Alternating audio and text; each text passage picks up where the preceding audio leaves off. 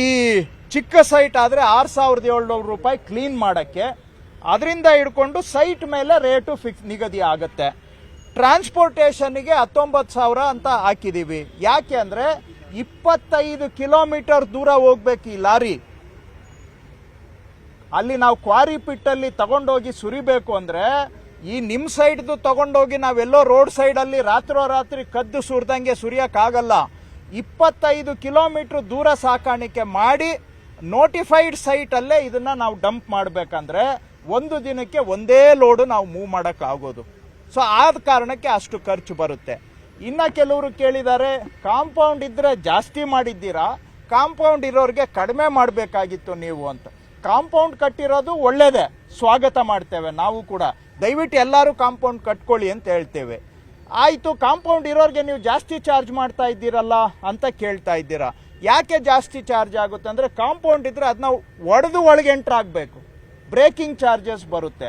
ಆ ಕಾರಣಕ್ಕಾಗಿ ಕಾಂಪೌಂಡ್ ಇರೋರಿಗೆ ಸ್ವಲ್ಪ ಎಕ್ಸ್ಟ್ರಾ ಚಾರ್ಜನ್ನು ನಾವು ಕೊಡಲೇಬೇಕಾಗತ್ತೆ. ಸೊ ಇಷ್ಟು ಹೌದು. ನಮಗೆ JCB ಒಳಕ್ಕೆ ಹೋಗೋದಕ್ಕೆ ಗೇಟ್ ಇದ್ರೆ ಏನು ಪ್ರಾಬ್ಲಮ್ ಇಲ್ಲ. ಗೇಟ್ ಇಲ್ಲದೆ ಹೋದ್ರೆ ಬ್ರೇಕ್ ಮಾಡಬೇಕಾಗಿ ಬಂದಾಗ ಮಾತ್ರ ಎಕ್ಸ್ಟ್ರಾ ಚಾರ್ಜ್ ಮಾಡಬೇಕು. ಗೇಟ್ ಇದ್ರೆ ಎಕ್ಸ್ಟ್ರಾ ಚಾರ್ಜ್ ಮಾಡಬಾರದು ಅಂತ ನಾನು ನಮ್ಮ ಅಧಿಕಾರಿಗಳಿಗೆ ಸೂಚನೆಯನ್ನು ಕೊಟ್ಟಿದ್ದೇನೆ. ಬ್ರೇಕಿಂಗ್ ಇನ್ವಾಲ್ವ್ ಆದರೆ ಮಾತ್ರ ಎಕ್ಸ್ಟ್ರಾ ಚಾರ್ಜಸ್. ಇನ್ನೊಂದು ಹೇಳಿದ್ರು, ಪೆನಲ್ಟಿ ಯಾಕೆ ಹಾಕ್ತೀರಾ ಅಂತ. ನಾನು ನಮ್ಮ ಅಧಿಕಾರಿಗಳಿಗೆ ಹೇಳಿದ್ದೇನೆ, ಫಸ್ಟ್ ಟೈಮ್ ಕ್ಲೀನ್ ಮಾಡೋವಾಗ ಪೆನಲ್ಟಿ ಹಾಕಬೇಡಿ. ಫಸ್ಟ್ ಟೈಮ್ ಕ್ಲೀನ್ ಮಾಡುವಾಗ ಪೆನಲ್ಟಿ ಹಾಕಬೇಡಿ. ಬರೀ ಏನು ಖರ್ಚು ಬರುತ್ತೆ ಆ ಖರ್ಚನ್ನು ಮಾತ್ರ ರಿಕವರಿ ಮಾಡ್ಕೊಳ್ಳಿ. ಸೊ ಪೆನಲ್ಟಿ ಹಾಕೋದಿಲ್ಲ, ಪೆನಲ್ಟಿ ಹಾಕಬೇಡಿ ಅಂತ ನಮ್ಮ ಚೀಫ್ ಕಮಿಷನರ್ ಅವ್ರಿಗೆ ನಾನು ಒತ್ತಾಯ ಮಾಡಿದ್ದಾನೆ, ಅವರು ಒಪ್ಕೊಂಡಿದ್ದಾರೆ. ಸೊ ನಾವು ಬರೀ ಚಾರ್ಜಸ್ಸನ್ನು ರಿಕವರಿ ಮಾಡ್ತೇವೆ. ಅಂದರೆ ಏನು ಖರ್ಚಾಗಿದೆ ಆ ಖರ್ಚನ್ನು ಮಾತ್ರ ಜನಗಳಿಂದ ರಿಕವರಿ ಮಾಡ್ತೇವೆ. ಖರ್ಚು ಕೂಡ ನಮ್ಮದು ಜಾಸ್ತಿ ಇದೆ ರೇಟು, ನಾನು ಒಪ್ಕೊಳ್ತೇನೆ. ಹೌದು, ನಮ್ಮ ರೇಟ್ ಜಾಸ್ತಿನೇ. ನೋಡಿದಾಗ ನಮಗೂ ಅನಿಸುತ್ತೆ ಜಾಸ್ತಿ ಅಂತ. ಎಲ್ಲಿಂದ ಬಂತು ಈ ರೇಟು ಅಂತ ಹೇಳಿದ್ರೆ, ಗೌರ್ಮೆಂಟಲ್ಲಿ SR ರೇಟ್ ಇದೆ. SR ರೇಟ್ ಆಧಾರದ ಮೇಲೆ 1 ಚದರ ಅಡಿಗೆ ಇಷ್ಟು ಅಂತ ನಿಗದಿ ಆಗಿಬಿಟ್ಟಿದೆ. ಆ ರೇಟನ್ನು ನಾವಿಲ್ಲಿ ತಗೊಂಡಿದ್ದೀವಿ ಬಿಟ್ಟರೆ ಯಾವುದು ನಾವು ಏನೋ ಸೃಷ್ಟಿ ಮಾಡಿದ ರೇಟ್ ಅಲ್ಲ ಇದು. ಗೌರ್ಮೆಂಟ್ SR ರೇಟನ್ನು ಇಲ್ಲಿ ಅಡಾಪ್ಟ್ ಮಾಡ್ಕೊಂಡಿದ್ದೇವೆ. ಹಾಗೂ ಅಷ್ಟಕ್ಕೂ ಮೀರಿ ಇದು ಜಾಸ್ತಿ ಅಂತ ಅನಿಸಿದ್ರೆ, ಹೌದು ಇದು ಜಾಸ್ತಿ. ನಾನು ಮತ್ತೆ ರಿಕ್ವೆಸ್ಟ್ ಮಾಡ್ತೇನೆ ಜನಗಳಿಗೆ, ದಯವಿಟ್ಟು GBAನವ್ರಿಗೆ ನಿಮ್ಮ ಸೈಟ್ ಒಳಗಡೆ ಬರೋದಕ್ಕೆ ಬಿಡಬೇಡಿ. ತಾವೇ ತಮ್ಮ ಸೈಟನ್ನು ಕ್ಲೀನ್ ಮಾಡ್ಕೊಂಡ್ಬಿಡಿ. ನಿಮಗೆ ನಾನು ಬೇಕಾದರೆ ಒಂದು ಅಪ್ರಿಸಿಯೇಷನ್ ಲೆಟ್ರು, ಥ್ಯಾಂಕ್ ಯು ಲೆಟ್ರನ್ನು ಕಳಿಸ್ತೇನೆ. ಯಾಕಂದರೆ ಬೆಂಗಳೂರಿನ ಸ್ವಚ್ಛತೆಗೆ ತಾವು ಸಹಕಾರ ಕೊಡ್ತಾ ಇದ್ದೀರಿ ಅಂತೇಳಿ ನಿಮಗೆ ನಾನು ಬೇಕಾದರೆ ಥ್ಯಾಂಕ್ಸ್ ಲೆಟ್ರ್ ಕಳಿಸ್ಕೊಡ್ತೇನೆ. ಯಾರ್ಯಾರು ಕ್ಲೀನ್ ಮಾಡ್ಕೊಂಡಿದ್ದಾರೆ ನನ್ನ ಸೋಷಿಯಲ್ ಮೀಡಿಯಾ ಹ್ಯಾಂಡ್ಲಲ್ಲಿ ಅವ್ರದ್ದು ಪೋಸ್ಟ್ ಮಾಡಿ ಅವ್ರಿಗೆ ನಾನು ಈಗ ಆಲ್ರೆಡಿ ಥ್ಯಾಂಕ್ಸ್ ಹೇಳಿದ್ದೇನೆ. ಸೊ ನನಗೂ ಕೂಡ ಈ ಖಾಲಿ ಸೈಟ್ ಬಂದು ಕ್ಲೀನ್ ಮಾಡೋ ಕೆಲಸ ನನಗೂ ಬೇಕಾಗಿಲ್ಲ. ನಿಮಗೂ ಇಷ್ಟು ದುಡ್ಡು ಖರ್ಚು ಮಾಡೋದು, ನೀವು ಖರ್ಚು ನಮಗೆ ಕಟ್ಟೋದು ನಿಮಗೂ ಬೇಕಾಗಿಲ್ಲ. ಕಮ್ಮಿ ಖರ್ಚಿಗೆ ತಾವೇ ಮಾಡ್ಕೊಂಡ್ಬಿಡಿ, ನಾನು ರಿಕ್ವೆಸ್ಟ್ ಮಾಡ್ತೇನೆ. ಆವಾಗ ನಾವು ನಿಮಗೆ ಜಾಸ್ತಿ ಚಾರ್ಜ್ ಮಾಡೋದು ಬೇಡ. ಆದರೆ ಬೆಂಗಳೂರು ಸುಧಾರಣೆ ಅಂತೂ ಆಗುತ್ತೆ. ತಾವಾಗಿ ತಾವು ಮಾಡಿಕೊಂಡ್ರೆ ಅಷ್ಟು ಸಹಕಾರ ಕೊಡಬೇಕು ಅಂತ ನಾನು ಸಾರ್ವಜನಿಕರಲ್ಲಿ ಮನವಿಯನ್ನು ಮಾಡ್ತೇನೆ. ಇದಕ್ಕೆ ಕಾನೂನು ಎಲ್ಲಿದೆ ಅಂತ ಕೇಳ್ತಾರೆ. ಕಾನೂನು ಬಹಳ ಸ್ಪಷ್ಟವಾಗಿದೆ.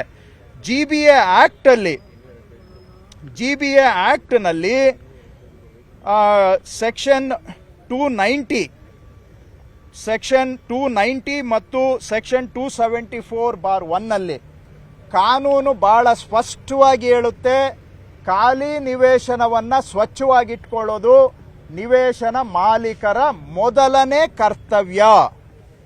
ರಿಪೀಟ್ ಮಾಡ್ತೇನೆ, GBA ಆಕ್ಟ್ ಸ್ಪಷ್ಟವಾಗಿದೆ, ಖಾಲಿ ನಿವೇಶನ ಸ್ವಚ್ಛವಾಗಿಟ್ಕೊಳ್ಳೋದು ನಿವೇಶನ ಮಾಲೀಕರ ಕರ್ತವ್ಯ. ಇದು ಕಾನೂನು. ಕಾನೂನು ಇದ್ರೂ ಕೂಡ ನಾವು ಕಣ್ಣು ಮುಚ್ಚಿಕೊಂಡು ಕೂರೋದು ಒಪ್ಪಲಿಕ್ಕೆ ಆಗೋದಿಲ್ಲ. ನನಗೆ ಕಾನೂನು ಗೊತ್ತಿಲ್ಲ ಅಂತ ಹೇಳಿದ್ರೆ ನಿಮಗೆ ಕಾನೂನು ಗೊತ್ತು ಮಾಡಿಸ್ತಾ ಇದ್ದೀವಿ. ಈಗಲಾದರೂ ಅರ್ಥ ಮಾಡ್ಕೊಳ್ಳಿ, ignorance of law is no excuse. ನನಗೆ ಕಾನೂನು ಗೊತ್ತಿಲ್ಲ ಅಂತೇಳಿ ಸಬೂಬು ಹೇಳಬೇಡಿ ದಯವಿಟ್ಟು. ನೀವು ನನ್ನನ್ನು ಎಷ್ಟು ಬೇಕಾದರೂ ಬೈಕೊಳ್ಳಿ, ಆದರೆ ನಾನು ಕಾನೂನು ಅಡಿಯಲ್ಲಿ ಕೆಲಸ ಮಾಡ್ತಾ ಇದ್ದೇನೆ. ಯಾಕೆ ಮಾಡ್ತಾ ಇದ್ದೇನೆ?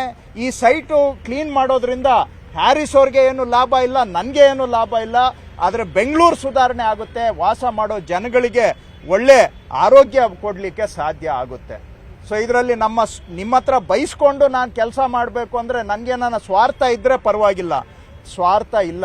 ನಮ್ಮ ಸರ್ಕಾರ, ಮುಖ್ಯಮಂತ್ರಿಗಳು ಹೇಳಿದ್ದಾರೆ, ಸಾರ್ವಜನಿಕ ಜಾಗದಲ್ಲಿ ನೀವು ಗೌರ್ಮೆಂಟ್ ಅವ್ರು ಕ್ಲೀನ್ ಮಾಡಿ, ಪ್ರೈವೇಟ್ ಸೈಟಲ್ಲಿ ಜನ ಕ್ಲೀನ್ ಮಾಡಬೇಕು ಅಂತ ಹೇಳಿದ್ದಾರೆ. ಬೆಂಗಳೂರಿನ ಸುಧಾರಣೆಗೆ ದಯವಿಟ್ಟು ಜಸ್ಟ್ ಕ್ಲೀನ್ ಮಾಡಿ, ನಿಮ್ಮ ಸೈಟನ್ನು ತಾವು ಮಾಡಿಕೊಂಡು ಸಹಕಾರ ಕೊಡಬೇಕು ಅಂತ ಮನವಿ ಮಾಡ್ತೇನೆ.